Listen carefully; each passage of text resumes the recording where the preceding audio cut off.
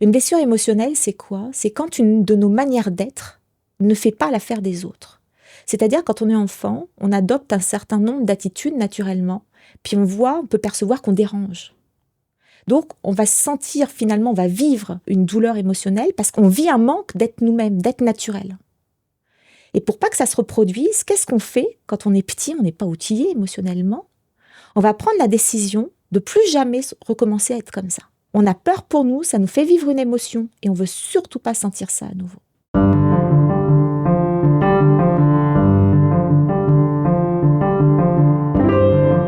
Bonjour, bienvenue sur Dialogue. Si vous connaissez cette chaîne, vous savez mon souci d'essayer de montrer qu'il y a un trésor en chacun d'entre nous. Mais il est le plus souvent caché, oublié. En fait, il y a une blessure en chacun d'entre nous, une blessure émotionnelle qui nous empêche d'être en phase avec ce trésor qui nous habite. Et pour parler de cela, je reçois Nathalie Sainte-Marie, qui vient d'écrire un livre avec Lise Bourbeau sur les 5 blessures qui empêchent d'être soi en rapport à la vie quotidienne, à la vie professionnelle. Vous allez voir, c'est profond, éclairant, lumineux. Je suis Fabrice Midal, philosophe, fondateur de Réseau, la principale communauté de méditants dans le monde francophone, auteur de très nombreux livres. Et le tout dernier, je suis trop content de partager avec vous, La magie de l'ordinaire, ou comment découvrir dans l'ordinaire de nos vies quelque chose de magique qui nous permet de nous libérer de ce qui nous empêche d'être pleinement nous-mêmes et de découvrir ce trésor qui nous habite. Bonjour Nathalie. Bonjour Fabrice. Ce qui me frappe dans ton récit, c'est que tu racontes que tu étais commercial à un bon niveau, ça marchait bien, tu étais reconnu, mais tu sentais qu'il y avait quelque chose qui n'allait pas au fond de toi et que tu as fini par repérer comme une blessure émotionnelle qui faisait que tu te maltraitais et tu n'étais pas en phase avec toi. Et ce que je voudrais qu'on explore ensemble, c'est qu'est-ce que c'est ce malaise qui est pas facile à comprendre et qui est très lumineux quand on le perçoit. Qu'est-ce que c'est cette blessure émotionnelle dont on parle beaucoup et dont tu parles avec, on pourrait dire, une sorte de talent et de grâce assez impressionnant, et j'expliquerai pourquoi au cours de cet entretien. Mais si on peut partir peut-être de ce paradoxe. Mais oui, parce qu'effectivement, j'ai été reconnue pour mes compétences dans le monde professionnel sur des métiers de commercial que j'ai exercés dans différents domaines. Mais ce que j'avais observé, c'est qu'au cours de ma journée de travail ou le soir, en rentrant chez moi, parfois, je me sentais terrassée émotionnellement. Mais quand j'y terrassée émotionnellement, c'était vraiment au point de me mettre à genoux par terre parfois. Et j'arrivais pas à comprendre ce qui se passait. Au fur et à mesure, quand j'ai commencé à comprendre ce qui se passait en moi, c'est qu'il y avait un certain nombre d'attitudes dans lesquelles je me rejetais. Je me dévalorisais. Et en plus, tu montres, ce que je trouve aussi intéressant, c'est en partie aussi parce que tu étais une femme et que tu pensais que tu devais adopter un certain modèle. Bon, tu viens d'une famille d'entrepreneurs, tu avais un père qui était assez charismatique, et donc tu t'étais aussi, pour y avoir un poste, de prendre des responsabilités, il y avait à la fois tes propres blessures, mais aussi ce poids social. Il faut que j'ai pas d'émotion, il faut que je contrôle parfaitement mon existence, et là je serai accepté. Et c'est ça un peu le piège. Et je trouve que c'est bien de commencer par là, parce qu'on se reconnaît tous dans cette attitude. J'adore parce que tu as résumé ma vie en quelques étapes. J'ai trouvé ça génial. C'est exactement ça le processus qui s'est passé pour moi. La petite fille que j'ai été finalement, qui avait envie de trouver sa place en tant que femme et puis qui a cru qu'elle n'avait pas sa place en tant que femme, surtout en tant qu'intellectuelle. Mon père, il était dans le bâtiment, donc l'homme fort, manuel, tu sais, qui avait besoin de trouver sa place et montrer que finalement, il avait sa place, lui, dans cette force-là, dans le bâtiment. Et moi, la petite fille, j'ai cru qu'en tant que femme intellectuelle, je l'avais pas. J'avais cette croyance, finalement, inconsciente, que j'étais indésirable en tant que femme. Alors, je ne parle pas du désir sexuel, mais indésirable, que j'avais pas ma place, que j'étais incapable en tant que femme d'occuper ma place sur le monde du travail. Puis ma maman, elle était un peu sur ce modèle-là. Elle avait besoin d'être indépendante, elle, de garder son indépendance financière vis-à-vis d'un homme, mais aussi besoin d'avoir de la relation à l'autre dans sa vie professionnelle. Et ça m'a guidée inconsciemment, tout ça. C'est comme ça que je me suis construite. Donc effectivement, à la fois, il y avait la partie de moi qui avait envie d'être épanouie, mais en même temps, il y avait cette peur et cette croyance inconsciente que de toute façon, en tant que femme, j'allais jamais être à la hauteur. Donc, la seule solution, c'est de se contrôler Ah oui. au lieu de rencontrer sa blessure émotionnelle. Eh oui. Et c'est ça. Et je trouve qu'on peut généraliser, parce que moi, je suis pas une femme, donc j'ai pas eu ces problèmes-là. Mais moi, je suis hypersensible, donc j'ai aussi, pendant longtemps, cru que si j'étais pas aussi hypersensible, alors je trouverais ma place. Et donc, on rejette une part de soi en pensant qu'on va s'accepter. On essaye de jouer un jeu. Donc, on essaye d'être dans une forme de contrôle en pensant que si on se contrôle, ça va marcher. Et ce qui est très, très, très beau dans ton livre, c'est que tu montres pas à pas, j'allais envers pas à pas, pourquoi c'est pas la bonne solution. En fait, que nous vivons dans un modèle qui ne fonctionne pas. Ben oui, parce que moi, ce que j'ai observé en tous les cas dans ma vie personnelle et professionnelle, c'est que ça m'a joué beaucoup de tours. Parce qu'à force de me contrôler, à force de me surengager, à force de surperformer, parce que je croyais que justement j'étais jamais assez à la hauteur, ou trop, comme tu disais, trop hypersensible, trop intellectuelle, que finalement je me suis obligée beaucoup dans ma vie professionnelle à en avoir une charge de travail parfois monumentale. Parce qu'on ne se respecte pas, du coup, c'est ça. C'est-à-dire, on ne s'écoute pas, on ne se respecte pas, parce qu'on n'a pas reconnu la blessure émotionnelle. Exactement. Puis moi, ça allait encore plus profond que ça, c'est que je me dévalorisais sans cesse. C'était jamais assez. Tu vois, il y avait même une partie de moi qui en arrivait à me mépriser inconsciemment. Je reconnaissais pas ma valeur. Ah, tu veux donner quelques exemples Par exemple, je vais te donner un exemple qui a vraiment été frappant. C'est le dernier poste que j'ai occupé avant de faire un burn-out. J'avais été recrutée dans une école pour faire le sourcing international des étudiants. Et puis rapidement, j'ai fait de la communication pour promouvoir l'école. Et ma directrice, un jour, me dit « Nathalie, je vais te promouvoir responsable du service communication, je t'offre la mission de monter le service, et vas-y, ta carte blanche. Tu vas faire partie du comité de direction. » Enfin, vraiment, le poste vraiment épanouissant. Et en fond de moi, et je lui ai même dit, mais je lui dis « Qui suis-je pour occuper ce poste-là ? Puisque je n'ai pas de formation en communication, je ne suis même pas diplômée en communication. » Et elle m'a répondu « Mais tu sais intuitivement comment ça fonctionne. » Donc là, la partie de moi justement sensible, hypersensible, intuitive, elle s'est rejetée. Puisque pour moi, c'était pas assez. Il fallait une reconnaissance, le diplôme, comme quoi, moi, j'étais légitime puisque j'avais été formée pour ça. Donc, je m'étais rejetée dans mon côté intuitif. Et ce qu'il y a à dire dans ton exemple, c'est qu'on voit très bien le mécanisme. Je me rejette, j'ai toutes les bonnes raisons de me rejeter, c'est objectif, j'ai vraiment pas le diplôme, et on voit pas du tout que derrière ça, on est vraiment dur avec soi-même et qu'il y a un manque d'acceptation radicale de ce que nous sommes. Parce que là, ça passe inaperçu. Et oui. Et ça m'a amené inconsciemment. C'est ce qui m'a amené à adopter des comportements, finalement, sur ce poste-là, où inconsciemment, je ne l'ai pas vu, je m'auto-sabotais. Dans ma manière de négocier mon salaire, par exemple. Dans ma manière aussi de me reconnaître dans la qualité des projets qui étaient menés et les résultats, même illégitimes, même en ayant factuellement des résultats en face. Et c'est là que ça a été très dur pour moi. Effectivement, comme tu me le disais, j'étais en grande souffrance émotionnelle, puisque finalement, c'était jamais assez. Et puis, il y a eu un déclic, il y a eu un changement. Quelqu'un, comme ça, dans le boulot, t'a offert le livre de Lise Bourbeau, Les 5 blessures qu'empêchent d'être soi. Il a eu une idée de génie.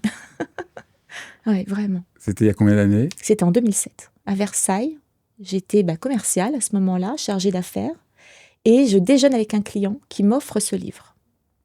Bon, évidemment, ça me touche beaucoup, parce que pour ceux qui ne le savent pas, je me suis vraiment engagé à faire connaître l'œuvre de Lise Bourbeau. Je suis devenu son éditeur en poche. J'ai fait sur cette chaîne 2 dialogues avec elle. J'ai participé à pas mal de choses avec elle, pour lesquelles j'ai une très profonde affection. Et donc, tu t'es engagé dedans et vous avez écrit un livre ensemble. Et ça, c'est Les 5 blessures et ta vie professionnelle. On va un peu raconter l'histoire.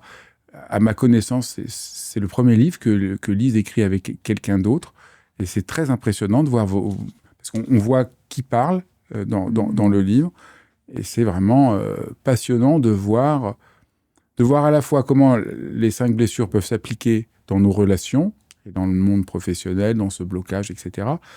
Mais aussi de voir ce ce qui me touche, moi qui connais l'œuvre de Lise depuis peut-être 25 ans, de voir comme ça quelqu'un qui a travaillé et qui incarne, et on voit comment cet enseignement s'incarne dans une nouvelle génération. Donc je veux dire, ça m'a aussi profondément touché. Mais revenons. Donc tu lis ce livre. Qu'est-ce que ça te permet de comprendre de ce qu'on a décrit de ta situation initiale de tension, de dénigrement de soi-même, de blocage? Qu'est-ce qu'à ce moment-là, tu commences à comprendre? Ce que j'ai commencé à comprendre, c'est que déjà, j'étais pas seule et que j'étais pas folle. Parce que quand même, il y avait ce sentiment-là, quoi, d'être démunie face à mes émotions. Je savais pas quoi en faire. J'étais terrassée, vraiment, émotionnellement. Et en fait, au travers des attitudes qui étaient décrites dans le livre, je me suis reconnue, puis j'ai compris surtout ce qui se passait derrière. Et c'est le fait de comprendre, finalement, que j'étais pas folle. C'est parce que j'avais une blessure. Il y avait une partie de moi, finalement, qui souffrait. Je me levais la nuit pour le lire, ce livre, tellement ça a été une révélation, puisque j'ai enfin pu mettre des mots sur ce que je vivais. C'est ça que ça a transformé déjà pour moi. Et ça m'a sorti finalement de ce sentiment d'isolement face à mes émotions, et puis pouvoir être outillée pour y faire face. Tu vois, c'est ça que ça a transformé. Donc, un des points, c'est cette idée de blessure. Parce que j'imagine que jusqu'avant, voilà, tu te sentais coupable, Ouais. tu te sentais incompétente, Ouais. mais tu avais ce problème émotionnel, mais tu ne comprenais pas. La libération, déjà, c'est de se rendre compte, non, tu n'es pas en faute, tu es juste blessé, tu ne sais pas que tu es blessé, tu ne reconnais pas ta blessure, et donc là, ça, d'un seul coup, une porte s'ouvre. Et oui. Alors, qu'est-ce que c'est ces blessures émotionnelles? Je crois que c'est vraiment Lise qui a vraiment réussi à transmettre cette idée, qu'on trouve, voilà, que beaucoup de gens lui ont repris. C'est toujours bien de revenir à la source. C'est vraiment une des grandes idées de Lise, c'est cette idée de blessure. Nous avons une blessure émotionnelle. Ouais, Lise, elle a cette capacité de synthèse et de rendre très accessible, je trouve, les outils. C'est ce qui m'a parlé en tous les cas. Une blessure émotionnelle, c'est quoi? C'est quand une de nos manières d'être ne fait pas l'affaire des autres. C'est-à-dire, quand on est enfant, on adopte un certain nombre d'attitudes naturellement, puis on peut percevoir qu'on dérange. Donc, on va sentir, finalement, on va vivre une douleur émotionnelle parce qu'on a peur, on vit un manque d'être nous-mêmes, d'être naturel. Et pour pas que ça se reproduise, qu'est-ce qu'on fait quand on est petit, on n'est pas outillé émotionnellement? On va prendre la décision de plus jamais recommencer à être comme ça. Donc, on va mettre une énergie pour adopter un nouveau comportement, s'empêcher d'être nous-mêmes, pour pas retoucher la souffrance qu'on a vécue dans l'isolement à ce moment-là. L'isolement dont moi je parlais dans ma vie professionnelle. Donc ces blessures-là, on appelle ça une blessure parce que ça a fait mal. Ça a fait mal un moment quand on était enfant d'être nous-mêmes, face à des figures d'autorité, des parents, des enseignants, des éducateurs, peu importe. Et on veut surtout pas ressouffrir le fait d'avoir l'impression de ne pas être aimé à l'état naturel. C'est ça une blessure émotionnelle. On a peur pour nous, ça nous fait vivre une émotion et on veut surtout pas sentir ça à nouveau. Tu peux très rapidement décrire les 5 blessures principales? Oui. La principale qu'on a tous, c'est la blessure de rejet, où on va se rejeter dans qui on est. Justement, c'est celle qui est touchée dès qu'on a l'impression de déranger dans qui on est à l'état naturel. Et celle-là, elle nous fait adopter le masque de fuyant. C'est-à-dire qu'on va s'empêcher de prendre à nouveau notre place dans cette attitude-là. Et celle-là, vraiment, tout le monde l'a et elle peut nous faire souffrir énormément. La deuxième blessure, c'est la blessure d'abandon. C'est dans le rapport aux personnes de sexe opposé. C'est-à-dire que là, en fonction de comment l'autre va se comporter vis-à-vis de moi, est-ce que je me sens aimée? Et on peut avoir l'impression que quand l'autre adopte une attitude où on ne se sent pas accueilli, aimé à l'état naturel, on a l'impression que c'est parce qu'il nous manque quelque chose à l'intérieur de nous. Et c'est cette sensation de manque qui va nous faire adopter les comportements du dépendant pour se faire rassurer finalement, recevoir de l'attention. Donc, j'ai peur d'être abandonné. D'abord, oui. Quand j'étais enfant, j'ai peur d'être abandonné par le parent de sexe opposé. Oui. Donc, du coup, je crée dans les relations avec les autres une relation de dépendance pour être sûr de ne pas être abandonné. Mais du coup, je crois que ça me soulage, mais en fait, ça m'enferme. Oui, parce que c'est un puits sans fond. C'est une mémoire, finalement, une perception d'avoir l'impression d'avoir quelque chose qui manque à l'intérieur de soi. Donc, on prend des masques pour cacher nos blessures, qui empêchent la guérison. C'est ça, malencontreusement. Ben oui. Malencontreusement, ce que j'aime beaucoup, c'est que c'est pas du tout culpabilisateur, cette approche de Non. Lise, mais malencontreusement, en voulant éviter de souffrir, on veut pas sentir le rejet, on veut pas sentir l'abandon. Oui. Donc on prend un masque et on crée une situation. On croit en toute bonne foi que ça va nous aider, mais ça nous coupe de nous-mêmes et ça nous met dans une relation qui est pas juste avec l'autre. Exactement, parce qu'on adopte des comportements par peur et l'autre en face, il le voit. Donc dans nos relations, ça impacte notre intelligence émotionnelle puisqu'on n'arrive pas à accueillir cette partie souffrante à l'intérieur de nous, qui nous fait adopter des comportements par peur. Et dans notre relation avec l'autre le voit qu'on adopte un comportement par peur et ça peut éveiller les blessures chez l'autre aussi. Non pas qu'on en soit coupable, hein. C'est pas ça du tout. Comme tu disais, c'est pas le principe du tout de Lise Bourbeau. C'est plutôt de dire on est dans la relation interpersonnelle et on est en interaction avec nos blessures, finalement. Alors la troisième blessure, c'est la blessure d'humiliation. Celle-ci, elle n'est pas commune à tout le monde, puisque c'est dans notre manière d'apprendre à gérer nos sens, notre sensualité. Quand un enfant s'est senti brimé dans son apprentissage des sens, par exemple en apprenant à manger, et puis que son parent a vu il en avait mis partout, par exemple sur la table, si son parent lui dit « c'est sale de manger comme ça », l'enfant qui a la blessure d'humiliation, il n'entend pas « c'est sale », il va entendre « t'es sale ». Et il va croire que c'est à cause c'est un cochon, qu'il ne sait pas gérer ses sens, donc il va se brimer, finalement, dans sa manière d'apprendre à utiliser ses sens dans sa vie. Et là, il va adopter le comportement du masochiste, c'est-à-dire qu'au lieu d'être libre et de jouir des sens dans la vie, il va s'occuper des autres. Et donc là, il adopte ce comportement-là pour s'empêcher d'être libre. Cette attitude-là, elle va se reconnaître chez certaines personnes, notamment on la voit dans le corps des personnes. Les personnes, souvent, ont des parties du corps très rondes, comme moi, ou le corps très rond dans sa globalité. Donc, elle est vraiment particulière. La quatrième, c'est la blessure de trahison. Quand l'enfant a vécu un manque de recevoir l'affection, la manière dont il l'attendait, donc le dépendant, dans la blessure d'abandon, il va se mettre dans une position de force pour faire en sorte de contrôler tout le monde autour de lui, pour éviter de vivre à nouveau ce manque-là, de recevoir de l'affection selon ses attentes. Donc là, il devient contrôlant. Ça, c'est dans nos relations avec les personnes de sexe opposé. Donc, ses désirs sont désordres. En général, le contrôlant, c'est comme ça qu'on peut se reconnaître, on l'a tous, cette blessure-là. C'est-à-dire que par peur d'oser faire confiance, par peur de recevoir un non, on va faire en sorte que les gens répondent à nos attentes. Puis ça, on peut le faire de manière subtile, assez séduisante, mais on peut passer aussi en mode agressif quand ça marche pas. Donc, quand on est face à quelqu'un qui est contrôlant, c'est bien de comprendre que derrière, il y a une blessure profonde. Oui, le contrôlant, puis surtout dans blessure de trahison. Oui, tout à fait, mais dans nos relations aux personnes de sexe opposé. Parce qu'on peut avoir un contrôlant du même sexe que nous, qui lui va être plutôt dans sa blessure d'injustice. Donc, et la trahison, est-ce qu'on peut décrire un peu plus précisément en quel sens c'est la trahison? La trahison, en fait, c'est quoi? C'est quand on ose faire confiance à l'autre. C'est-à-dire qu'au lieu d'avoir des attentes, lui donner des ordres, lui faire confiance dans sa manière d'interagir avec nous, oser toucher notre vulnérabilité. C'est-à-dire que si l'autre ne répond pas à nos attentes, est-ce qu'on peut le voir qu'on se sent vulnérable comme le petit enfant qu'on a été, finalement? Et la trahison, c'est parce que quand on était enfant, on a senti... Qu'est-ce qui s'est passé? Qu'est-ce qui fait qu'on a senti qu'on a été trahi? Eh bien, en fait, l'enfant, il avait des attentes sur la manière dont son parent devait lui donner de l'affection. Par exemple, imaginons un enfant, un petit enfant qui parle pas encore beaucoup, mais qui pleure, son parent du sexe opposé pense que c'est parce qu'il a besoin de manger. Et qu'à ce moment-là, l'enfant, lui, ce qu'il voulait, c'était un câlin. Ben, il va se sentir trahi par son parent du sexe opposé, puisqu'il répond pas à ses attentes selon son désir. C'est là qu'il s'est senti trahi, dans sa manière de recevoir de l'affection.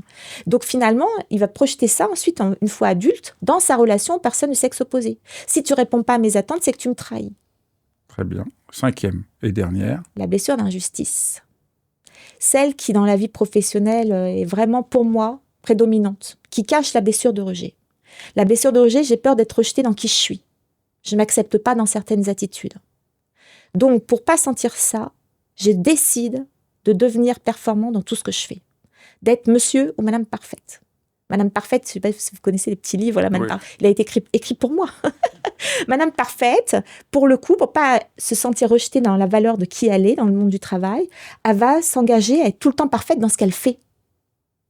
Donc, elle va pas écouter ses limites. Donc, c'est la personne qui écoute plus ses limites, qui se déconnecte de sa sensibilité et qui est dans le faire, dans le faire, dans le faire. Alors, ça donne des personnes qui vont avoir un niveau de performance dans le monde de l'entreprise très élevé, mais qui, parce qu'elles vont pas écouter leurs limites et vont pas surtout se connecter avec leur sensibilité de comment elles se sentent pour respecter leurs limites, vont facilement au burn-out. Elles deviennent rigides. Tu peux expliquer aussi comment ça se fait dans l'enfance, cette blessure? Quelle est l'expérience du petit enfant? L'expérience du petit enfant, par exemple, moi, quand j'étais petite, avec ma maman, quand j'apprenais à faire la cuisine, ma maman, elle était en panique quand elle recevait des invités. Et elle faisait un peu des crises de panique. Et moi, j'ai cru que c'était à cause de qui j'étais. Que ça fonctionnait pas, que j'allais pas assez vite, que je répondais pas à ses attentes, que j'étais trop lente. Donc, j'ai décidé d'être parfaite dans tout ce que j'allais faire pour préparer le repas et presque préparer le repas à moi seule. Donc, on n'écoute plus nos limites. Alors, ce qui est très important, là, je pense qu'on voit, donc on a ces blessures. Ce qui est très important de comprendre, c'est on n'a pas à s'en vouloir d'avoir ces blessures. Elles sont naturelles, parce que souvent, il y a plein de discours que je dénonce souvent sur cette chaîne, qui sont un truc hyper culpabilisant. Ah, c'est pas bien, vous avez cette blessure, vous n'êtes pas assez parfait. En fait, c'est le contraire.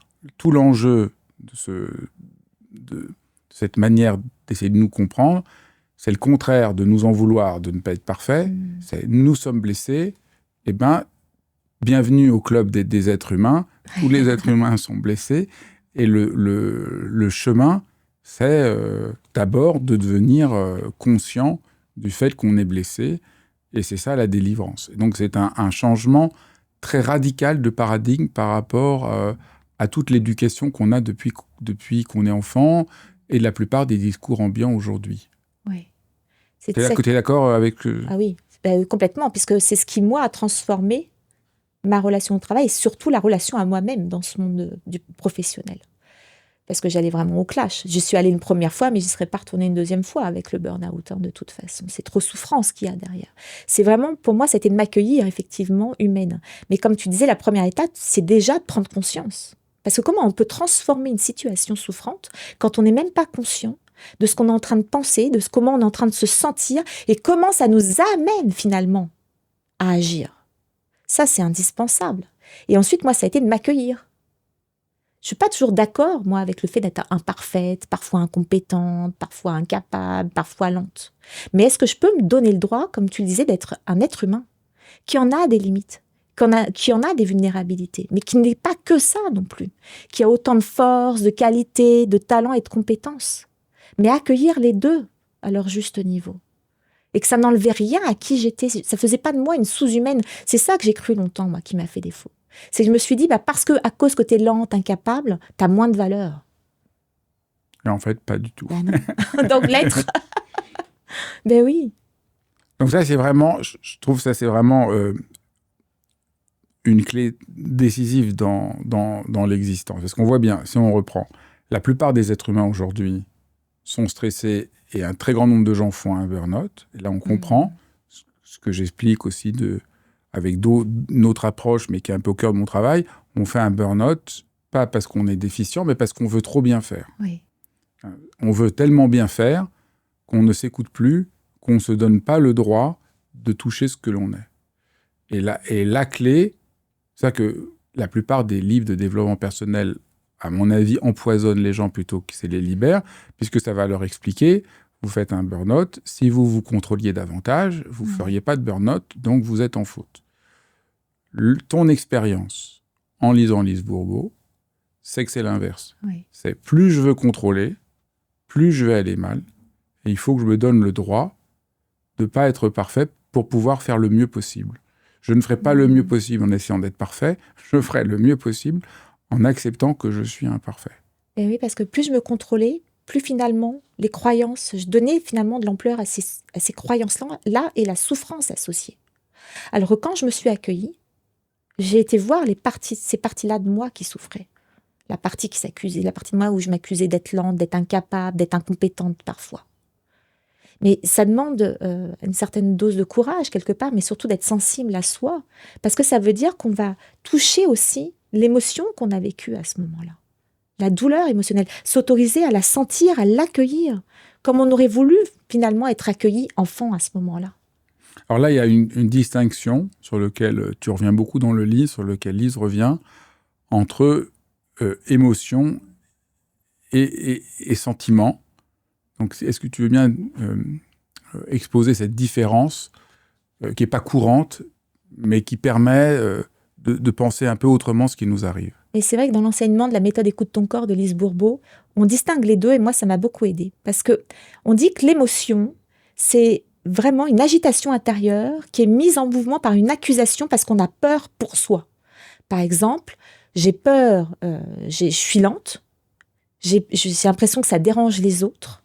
Je vais commencer à m'accuser ou accuser l'autre de ne pas m'accueillir tel que je suis parce que j'ai peur d'être comme ça. Et ça, l'émotion, elle nous maintient dans le mental. Elle ne nous connecte pas à notre sensibilité. On s'accuse soi, on accuse l'autre, mais on reste dans la situation problématique.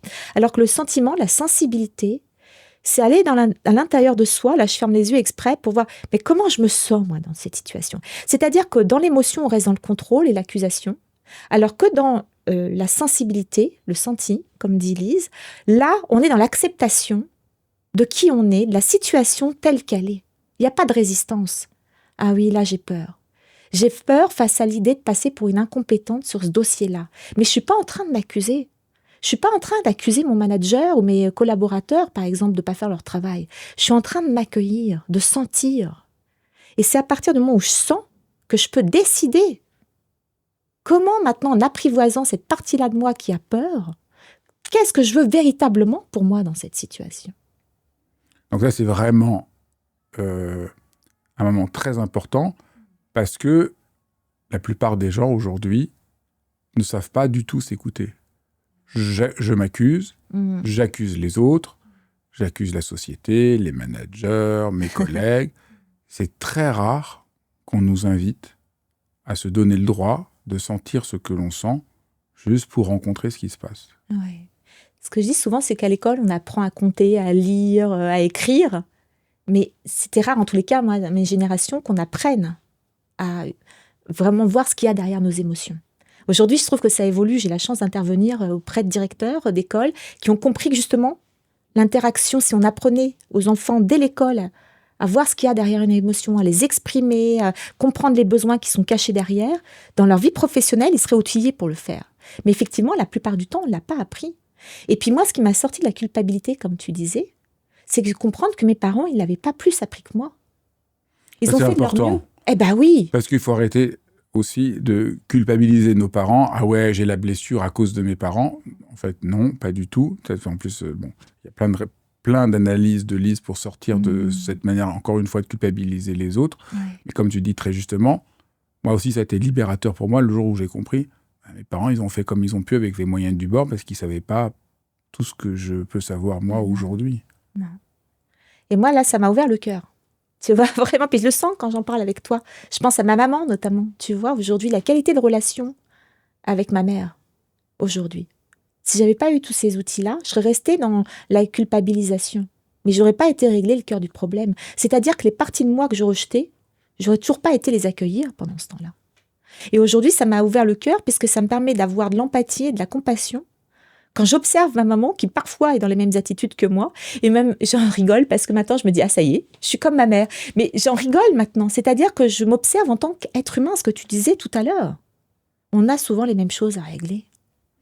Qu'est-ce que tu peux donner comme conseil à ceux qui nous écoutent pour essayer d'entrer dans le sentir? Parce que comme ça, à première vue, c'est pas si évident quand on ne l'a jamais fait.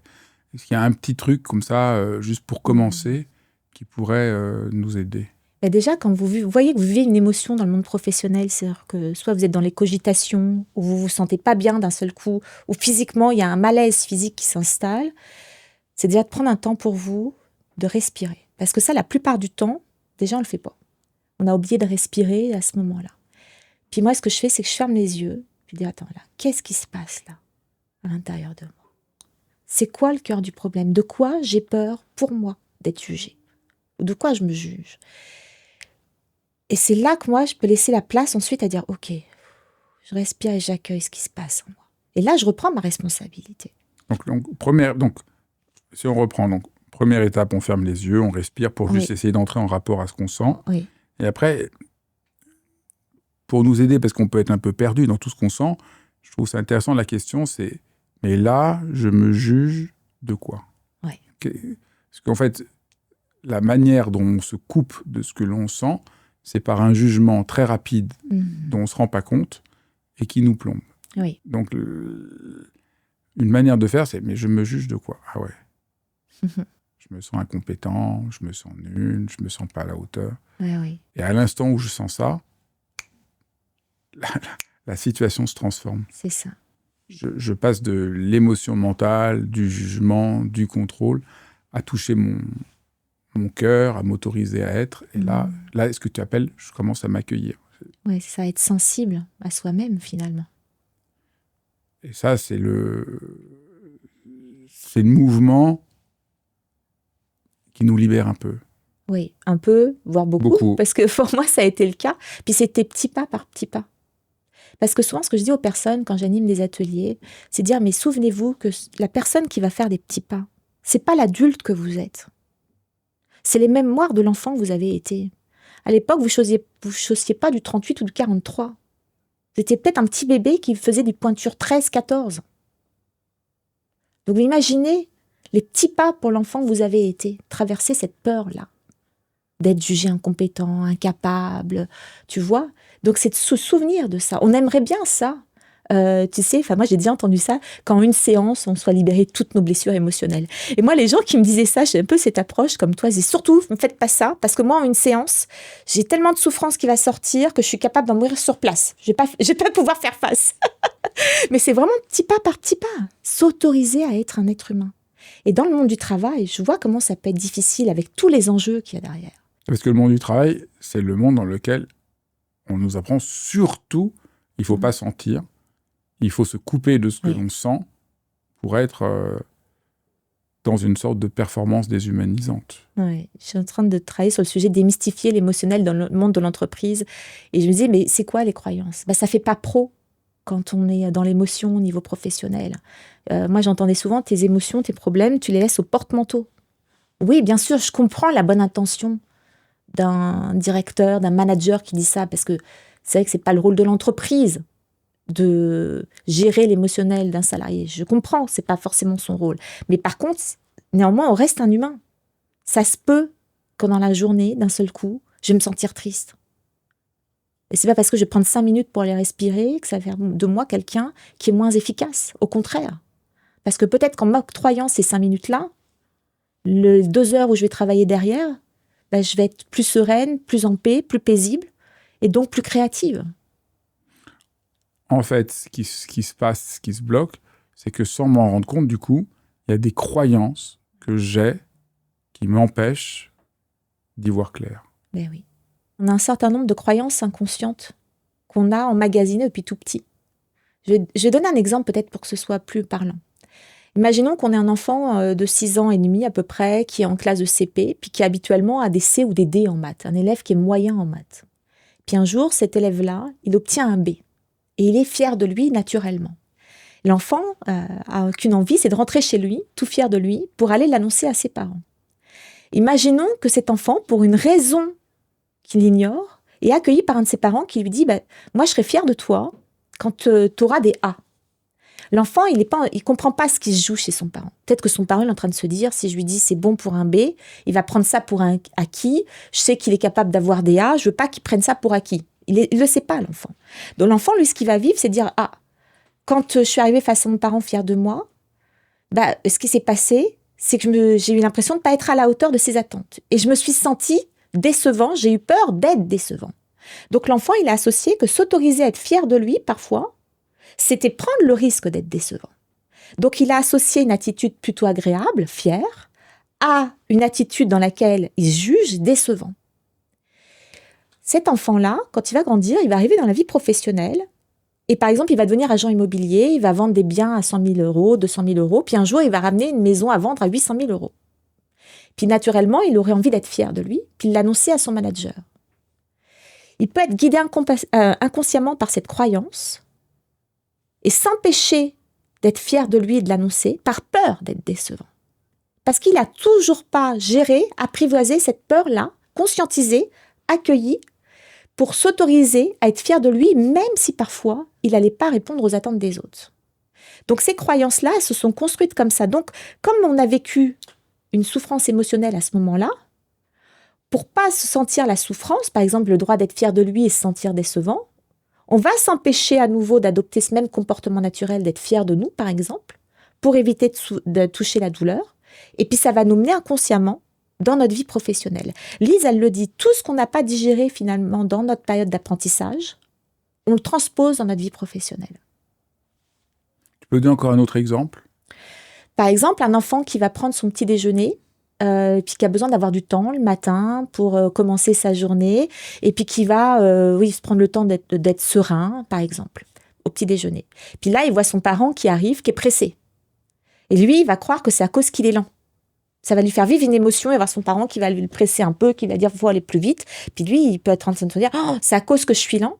Donc, il va assimiler que se donner le droit d'être serein pour prendre son petit déjeuner, avoir du temps le matin, c'est prendre le risque d'être lent. Donc, il va s'accuser d'être lent, il va avoir peur de ne pas se sentir aimé comme ça, il ne s'aime pas comme ça. Donc, il va plus se donner le droit d'être serein en respectant son rythme, par peur d'être jugé d'être lent. Donc, on voit, la chose que je trouve c'est bien avec ces exemples, on voit bien comment se met en place ce mécanisme. Oui. Donc, parce que nous n'en sommes pas conscients, ça nous manipule beaucoup.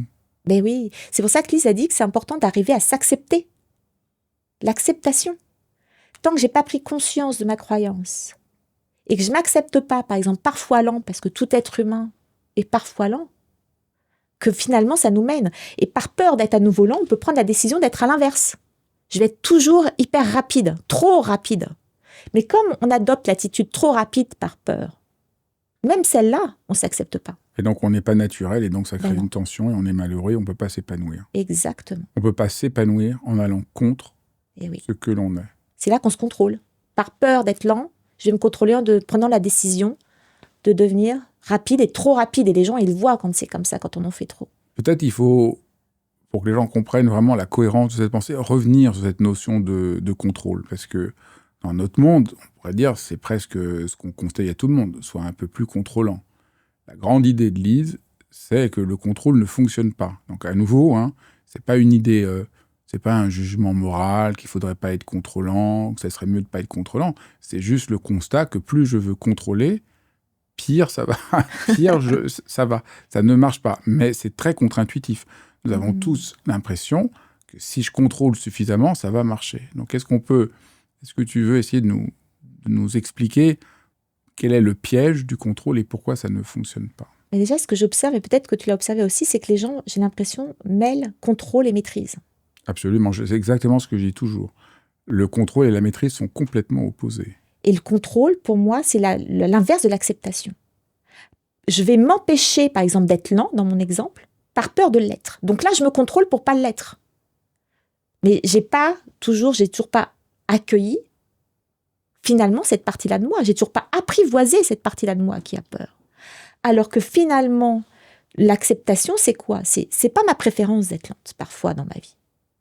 Mais est-ce que je peux me donner le droit, en tant qu'être humain, de l'être parfois ? Puis, l'enfant, il a vu que la partie souffrante dans sa mémoire. Mais l'adulte que je suis, est-ce que je peux voir des avantages de l'être lent, parfois ? Parce que est-ce que ça se peut qu'un être humain soit toujours rapide ? Non. Comme un être humain va toujours être patient par peur d'être impatient. Non. Ça arrive d'être impatient. Le souci, c'est pas d'être ou ne pas être. Je vais faire du Shakespeare ce matin. Mais le souci, c'est est-ce que je peux me donner le droit de l'être ? C'est de s'accuser de l'être, de se juger, de se dévaloriser. Donc la difficulté qu'on rencontre, c'est qu'on va se contrôler, croyant comme ça éviter le problème. Mais pendant ce temps-là, la partie de nous où il y a encore la mémoire émotionnelle, elle est toujours en train de crier à l'intérieur de nous. C'est comme si il y a le petit enfant qui disait « chut, chut, chut, c'est pas grave, t'inquiète pas ». Et c'est quoi la maîtrise ? La maîtrise, c'est prendre notre responsabilité. Je suis consciente maintenant que j'adopte certaines attitudes par peur, par exemple, d'être lente. Donc, je vais m'obliger à être rapide le matin au lieu de prendre mon temps. Ok. Donc, je prends conscience que j'ai peur d'être lente. Est-ce que je peux m'accueillir dans mon droit d'être lente et de voir le côté favorable apprendre à jouer à être lente dans ma vie aussi, pour réapprendre à me donner le droit de l'être. Et c'est là que je vais prendre ma responsabilité. Soit je continue à reproduire les mêmes comportements par peur, et on sait ce qu'on dit sur la folie. Ça va en attendant le même résultat, puis finalement, on va toujours avoir le même résultat, mais comme c'est nourri par une peur, derrière, on n'est toujours pas en train de nourrir nos besoins. Ou alors, maintenant, je prends ma responsabilité. Je sais que c'est moi qui pense que c'est mal d'être lent. Je vais prendre cette responsabilité-là, m'accueillir là-dedans, au lieu d'attendre d'être approuvé par les autres, reconnu par les autres, validé par les autres dans mon droit d'être lent, et aller vers ce que je veux véritablement pour moi. C'est-à-dire, est-ce que je peux avoir suffisamment d'amour pour moi maintenant pour me donner le droit d'être ce que j'avais peur d'être avant? C'est ça le paradoxe, c'est en me donnant le droit d'être ce dont j'avais peur, je vais avoir une vraie maîtrise et une vraie compétence. Ben oui. Alors que plus je veux me contrôler, plus je me crispe, Ben oui. plus je souffre, plus ça va exploser. Oui. Non, excuse-moi, ce que ça venait de son sentiment, c'est que la maîtrise, pour moi, excuse-moi, mais c'est que la maîtrise, c'est que j'apprivoise ma peur. Je suis pas en train de dire à ma peur, chut, je l'apprivoise. Le contrôle, Lise en parle pour tout. Vouloir contrôler sa nourriture, c'est la meilleure manière que ça ne marche pas. Elle a un livre absolument extraordinaire sur le rapport à l'alimentation. Elle a bien avant tout ce qu'on explique aujourd'hui sur le problème des régimes et tout ça. Lise avait décrit très bien que puisque je veux contrôler, c'est fondé sur la peur. Je ne m'autorise pas à avoir un rapport sain et j'obtiens ce que je ne veux pas. C'est-à-dire, en plus, ce qu'explique Lise, peut-être tu peux expliquer ça, parce que c'est aussi un peu paradoxal. Plus je veux contrôler quelque chose, c'est-à-dire je veux fuir quelque chose que je ne veux pas, plus je le fais venir dans le réel, ce qui est assez paradoxal. Oui, parce qu'on ne se rend pas compte que comme on adopte des comportements par peur qu'on va à l'inverse, souvent, le comportement qu'on adopte va nous amener exactement là où on ne veut pas. C'est paradoxal. Effectivement, dans Stop au contrôle, elle explique très bien quand on se contrôle. Mais finalement, ce qu'elle explique, c'est que comme on vibre plus fort notre peur inconsciemment. Par exemple, dans mon exemple, je reviens sur la peur d'être lent, que mon besoin d'être sereine, je ne vais pas voir que je suis en train d'adopter des comportements qui vont m'amener exactement là où je ne veux pas. C'est-à-dire que, par exemple, si j'ai peur d'être lente, je vais être trop rapide. Puis à être trop rapide, par exemple, dans mon travail, je vais faire des choses approximatives. Je vais être obligée de reprendre mon travail. Donc, la mission que j'avais faite, mon dossier que j'avais créé. Donc, je vais y passer beaucoup plus de temps. Et donc, je vais être lente. Et c'est vrai, si je veux contrôler ce que je mange, en faisant une sorte de contrôle, je ne pense plus qu'à la nourriture. Et donc, je craque. Oui. Et donc, ça ne marche pas du tout. Et donc, il faut arrêter le contrôle pour découvrir un rapport beaucoup plus sain par rapport à ce qu'on a besoin, à nos peurs et à nos besoins véritables. Et alors, la relation devient beaucoup plus saine. Par exemple, elle prend souvent l'exemple de la tablette de chocolat, en disant, si je me culpabilise, c'est que je pense que demain, je ne vais pas recommencer. Puis ça ne fonctionne pas en général. Moi, ce que j'ai expérimenté, c'est de me donner le droit de la manger, la tablette de chocolat. D'accepter. Ce n'est pas ma préférence, mais je vais le faire. Et puis finalement, ce que j'ai observé en me donnant le droit de le faire, c'est que j'avais moins besoin de la manger en entier. C'est paradoxal, hein ? C'est ça. Mais ça, c'est difficile à expliquer parce que l'explication, elle est mentale. Ça s'expérimente finalement. Que parfois, parce que mentalement, dans notre ego, on va croire que si on s'autorise quelque chose, on va s'autoriser qu'à ça va prendre toute la place. C'est ça, parce qu'au fond, dans notre idée, soit je suis dans le contrôle, soit je suis dans la démission. J'abandonne tout. Oui. Et en fait, tout le travail que tu proposes, que Lise propose, c'est qu'il y a un immense espace entre le contrôle agressif, reposant sur un jugement négatif sur moi-même, et une sorte de démission qui est un abandon de ma responsabilité. Oui, c'est vrai. Pour revenir sur notre autonomie. Et là, pour moi, ça a été d'accueillir ces parties sensibles en moi. Là, c'est là que j'ai retrouvé peu à peu ce chemin de l'autonomie. C'est-à-dire d'écouter ces parties-là en moi, qui souffraient depuis longtemps, qui avaient une histoire à me raconter. Parce que souvent, ce que j'ai observé, c'est que c'est comme si je remettais ces parts de moi qui souffraient entre les mains des autres. Ça me mettait dans un état de dépendance affective, finalement. Et puis ça m'arrive encore de l'être, sur des peurs encore inconscientes que je vais continuer à découvrir. C'est me donner le droit de l'être, encore une fois, c'est pas de s'accuser de l'être, mais c'est de s'observer. Mais bien souvent, comme on s'auto-le-valide pas dans notre droit, on s'accepte pas dans des manières d'être, on continue à s'accuser, on va aller chercher l'approbation des autres autour. C'est là que ça peut être encore plus souffrant, parce que les autres, ils sont pas là pour répondre à ces attentes-là. Et ça va nourrir justement ce sentiment de manque. Et cette démission, ce que tu expliquais très bien, je vois bien ce que ça veut dire, c'est que ça vient nourrir le manque. Puis on a l'impression que ça devient de plus en plus profond, mais ce que ça nourrit, c'est nos croyances. C'est ça la difficulté. Tu vois, encore une fois, là, l'autre, il n'a pas répondu à tes attentes, tu vois, c'est mal d'être là. Puis on a besoin finalement de prendre conscience de toutes ces croyances-là pour voir ce qu'on a envie d'en faire, nous, maintenant. Donc, on ne va pas tout reprendre le livre, j'espère que ça va donner envie aux gens de lire le livre, mais tu montres du coup, à partir de là, que tous les problèmes de communication qu'il y a dans nos relations avec les autres, et en particulier au travail, s'expliquent ainsi. Tous les problèmes de communication, j'ose pas dire les choses, ou je me fais écraser, ou je suis écrasant, ou j'ose pas prendre des responsabilités, qu'on ne comprend pas dans l'entreprise en général, voilà, on reste à des jugements, ah oui, il est comme ça, ou je suis comme ça. Là, d'un seul coup, on comprend la dynamique, on comprend, et il y a un aspect du livre qui est aussi l'art de communiquer avec les autres, même si c'est pas toujours facile, on comprend comment mieux communiquer. Mais oui. Parce qu'effectivement, ce qui est important et ce qui m'a vraiment aidé, c'est de comprendre que c'était quoi mon intention. Même si je communique par peur avec l'autre dans ma vie professionnelle, que ce soit un dirigeant, un client, un fournisseur, peu importe, un collègue. C'est quoi mon intention? Même si elle est nourrie par une peur. Parce que souvent, on va adopter des comportements pour se protéger, comme on l'a dit, toucher une peur. C'est pas ma préférence parfois de pouvoir, m'exprimer de manière sèche, cassante avec quelqu'un, quand j'ai peur de pas être reconnue dans mes mérites, dans qui je suis. Mais est-ce que je peux me donner le droit de reconnaître que là, mon intention, c'était de me protéger parce que j'avais peur pour moi. Et c'est là que dans la communication, on peut passer vraiment des attitudes qui vont être nourries par nos croyances et nos blessures, à une compréhension du cœur, de ce qui se joue à l'intérieur de nous. Puis aussi, quand l'autre est dans la même situation, que lui aussi, il est comme nous. Il a parfois des bonnes intentions, c'est de se protéger, de toucher ses peurs. C'est ça qui fait le côté humain. On est d'accord que c'est pas toujours notre préférence, que ça pourrait faire preuve parfois d'immaturité émotionnelle. Mais c'est la réalité, c'est qu'il y a des parts de nous qui aujourd'hui sont restées avant l'âge de 6 ans sans savoir comment s'accueillir dans certaines peurs. C'est une réalité. Et si on accepte ça, on touche à une vraie maîtrise et un meilleur épanouissement. En le déniant et en étant dans le contrôle. Oui, parce que ça rejoint ce que tu disais tout à l'heure. C'est de dire, oui, je suis un humain.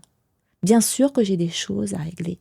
Est-ce que je peux faire de ma vie professionnelle, comme de ma vie en général, un tremplin pour apprendre à me connaître et à aller vers plus d'acceptation de moi, donc plus d'amour et de bienveillance vis-à-vis de moi-même. M'accueillir comme j'aurais aimé tant parfois être accueillie dans certaines de mes attitudes.